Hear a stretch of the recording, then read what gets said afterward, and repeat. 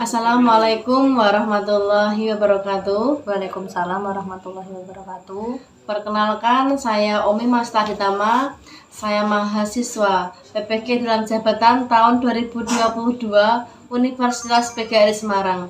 Dan sekarang saya akan melakukan wawancara mengenai eksplorasi alternatif solusi. Sekarang saya sudah bersama dengan narasumber. Beliau adalah rekan sejawat saya di SDN Palon, Kecamatan Jepon, Kabupaten Blora. Selamat malam Bu Irma. Ya, selamat malam Ibu Umi Masinta. Bagaimana kabarnya hari ini? Alhamdulillah baik, luar biasa. Alhamdulillah. Ya. Sebelumnya Bu Irma mohon untuk memperkenalkan diri dulu nggih. Ya, siap nggih. Perkenalkan, nama saya Adi Irmastiani. Saya mengajar di SDN Palon, Kecamatan Jepon, Kabupaten Blora. Bu Irma, saya memiliki dua permasalahan yang terjadi di kelas saya. Masalah yang pertama yaitu motivasi belajar siswa di kelas 5 di kelas saya masih sangat rendah, terutama pada mata pelajaran IPA, materi sistem pencernaan manusia. Untuk mengatasi masalah tersebut, menurut Bu Irma, apa ya solusinya ya Bu ya? Jadi permasalahan yang Bu Umi Masita alami di kelas ini kaitannya dengan muatan mata pelajaran IPA ya, khususnya pada materi sistem pencernaan makanan pada manusia. Nah, kita tahu bahwa sains atau IPA itu tidak jauh dari yang namanya praktek nih Bu. Jadi kalau kita sebagai guru mungkin dalam pemilihan model pembelajarannya itu nanti bisa membuat pembelajaran itu menjadi lebih bermakna. Nah, itu insya Allah nanti anak-anak itu akan lebih termotivasi ataupun hasil belajarnya pun juga akan lebih baik. Nah, mungkin untuk alternatif solusi yang bisa panjenengan gunakan untuk mengatasi permasalahan ini, jenengan bisa menggunakan model project based learning atau biasa kita sebut PJBL. Apa itu? Jadi PJBL itu merupakan satu model pembelajaran berbasis proyek, di mana model ini berangkat dari pengalaman ataupun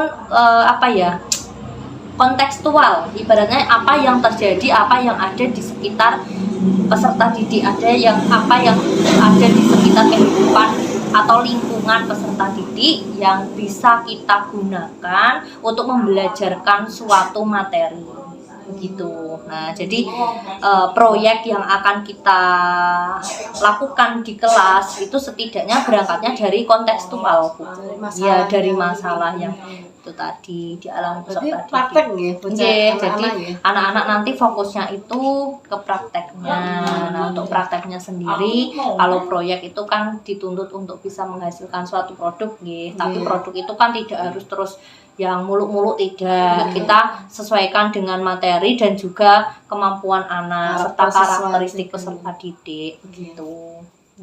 Menurut jenengan PJBL ini banyak kelebihannya ya Bu ya untuk anak-anak ya Bu ya? Iya, kalau menurut saya ya untuk PJBL sendiri itu punya banyak kelebihan ya ketika kita praktekkan di sekolah, apalagi kalau untuk saat ini setelah pandemik anak-anak sudah close learning setidaknya 2 tahun lah. Mungkin dengan penggunaan PJBL ini siswa akan lebih semangat lagi untuk belajar gitu. Betul sekali. Iya, betul. Selanjutnya PJBL ini apakah ada kekurangannya Bu?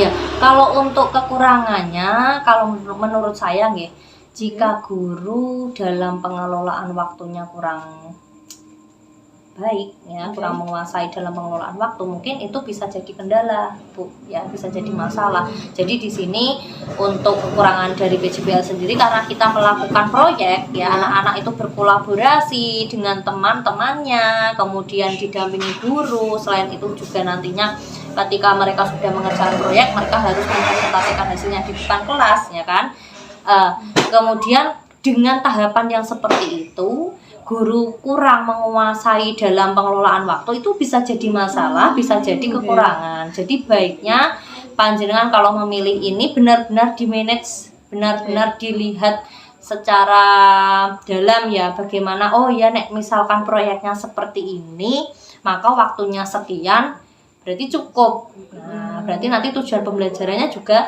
bisa tercapai begitu. Jadi panjenengan harus melihat lagi antara waktu kemudian proyek yang akan diberikan kepada peserta didik itu bagaimana, seperti itu. Mungkin di waktunya saja lah gitu. Berarti PJBL ini tidak hanya berfokus pada guru ya, tapi tidak fokus pada peserta didik. Betul. Jadi fokusnya kita student center, Bu. Jadi fokusnya ke peserta didik. Kemudian selain itu anggapan bahwa PJBL itu karena proyek. Jadi terkadang itu guru beranggapannya seperti ini. Oh, karena proyek maka pasti akan mengeluarkan banyak biaya, kan seperti itu ya. Tapi sebenarnya kalau panjenengan itu bisa mengakali hal ini, itu bisa jadi suatu kelebihan, nggak jadi kekurangan lagi begitu ya. Ya mungkin Anda bisa menggunakan yang berada di lingkungan sekitar. Misalkan ini untuk sebagai misal ya. Misalkan untuk menyelesaikan permasalahan dalam sistem pencernaan di proyek PJBL ini, jenengan bisa memanfaatkan seperti ini loh, Bu, yang malam itu apa namanya? Plastisin. Betul sekali, plastisin. Panjenengan bisa menggunakan plastisin untuk bahan praktek mereka. Jadi anak-anak nanti bisa dibuat kelompok, kemudian di kelompoknya itu anak-anak diminta untuk membuat organ pencernaan tapi bahannya dari plastisin. Pasti suka ya anak-anak sambil bermain, betul, karena dia selain dituntut untuk menyelesaikan itu tadi ya tugas, mereka seolah-olah itu seperti bermain ya, kan anak-anak tuh suka ya bermain. Kalau disuruh membentuk-bentuk apa pakai plastisin itu kan suka ya. Tapi dengan catatan panjenengan juga harus aktif memberikan bimbingan per kelompoknya gitu ya. Jadi materi tersampaikan ya Bu ya, anak-anak juga senang, tujuan pembelajaran pun juga tercapai. Ya betul sekali itu.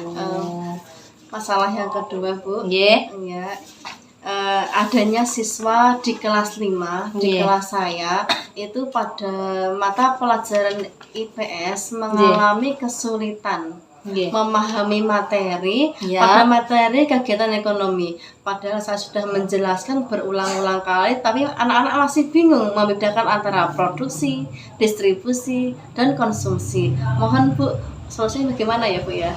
Oh iya, berarti begini Bu, untuk menyelesaikan permasalahan seperti itu sebenarnya Ibu juga bisa menggunakan media, terutama medianya mungkin bisa menggunakan media audiovisual atau berupa video pembelajaran seperti itu, agar anak-anak itu punya gambaran, oh jadi yang ditayangkan Bu Guru ini namanya produksi itu berarti membuat. Nanti panjenengan bisa menampilkan kegiatan yang kaitannya dengan produksi di video tersebut. Kemudian nanti dilanjutkan dengan contoh-contohnya produksi itu seperti apa, kan begitu. Kemudian ada kegiatan distribusi, jangan tampilkan, kegiatan konsumsi jangan tampilkan. Kalau sudah jangan tampilkan, setelah itu untuk atau sebagai kegiatan yang perlu dilakukan siswa ya dalam pembelajarannya itu, agar siswa lebih aktif saja, maksudnya begini, kalau siswa hanya melihat video pembelajaran tanpa diberikan penugasan yang baik, itu pastinya mereka juga akan jenuh Bu. Jadi harus ditambah dengan penggunaan model yang tepat ya. Menurut saya mungkin seperti ini, panjenengan bisa juga memanfaatkan atau menggunakan model snowball throwing. Snowball throwing itu jadi semacam itu kan artinya kalau dari bahasa Inggris kita bahasa Indonesia kan seperti bola salju itu ya, bola salju, bulatan bola salju. Itu nanti siswa bisa panjenengan buat secara kelompok.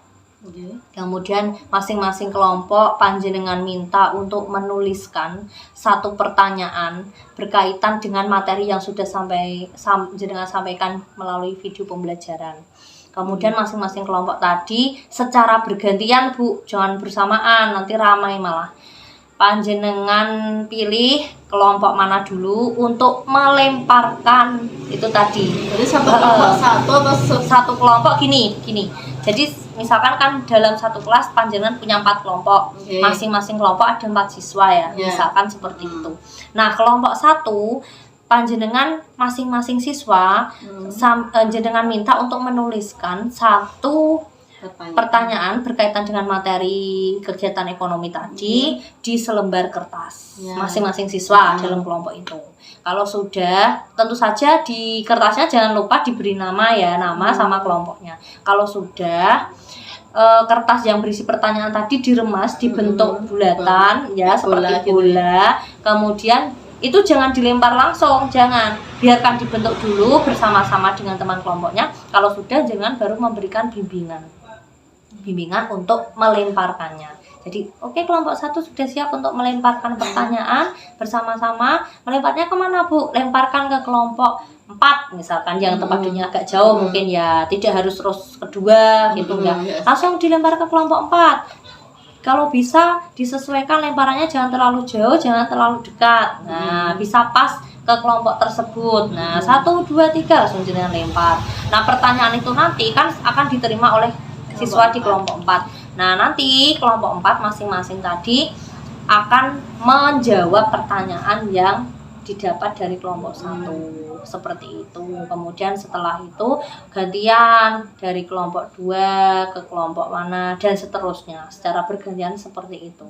Jadi dibahas bareng-bareng ya, dibahas bersama-sama di akhir, atau mungkin panjenengan bisa mempresentasikan, anak-anak minta untuk presentasi per kelompok juga bisa. Itu terakhirnya baru disimpulkan, oh ini toh ternyata seperti ini kegiatan ekonomi seperti itu Bu. Jadi bagus sekali. Jadi anak-anak itu kan jiwanya kalau di kelas ya, kadang pembelajaran itu kan mereka saat kita menjelaskan mereka malah bermain, kadang lempar-lemparan kayak pesawat-pesawatan. Yang penting itu kita fasilitasi hobi mereka yang melempar-lempar itu tadi, kita fasilitasi ke dalam model pembelajaran yang menarik. Nah, sesuai dengan hobi mereka tadi ya. Jadi sambil bermain mereka belajar. Betul. Jadi ramainya itu ramai yang terarah. Menurut saya begitu. Sangat bermanfaat sekali. Terima kasih Bu Irma. Semoga masukan dan solusi tadi ya bisa saya gunakan sebagai acuan untuk membuat perangkat pembelajaran selanjutnya, dan saya bisa melakukan pembelajaran lebih aktif lagi, memotivasi siswa lagi, sehingga hasil belajar siswa juga ikut meningkat. Harapannya juga begitu ya Bu. Semoga yang jenengan pilih untuk model media yang tepat, nanti kaitannya sama hasil belajar dan motivasi juga akan meningkat. Gitu ya. Terima kasih atas waktu dan kesempatannya untuk wawancara hari ini Bu. Ya, sama-sama Bu. Wassalamualaikum warahmatullahi wabarakatuh. Waalaikumsalam warahmatullahi wabarakatuh.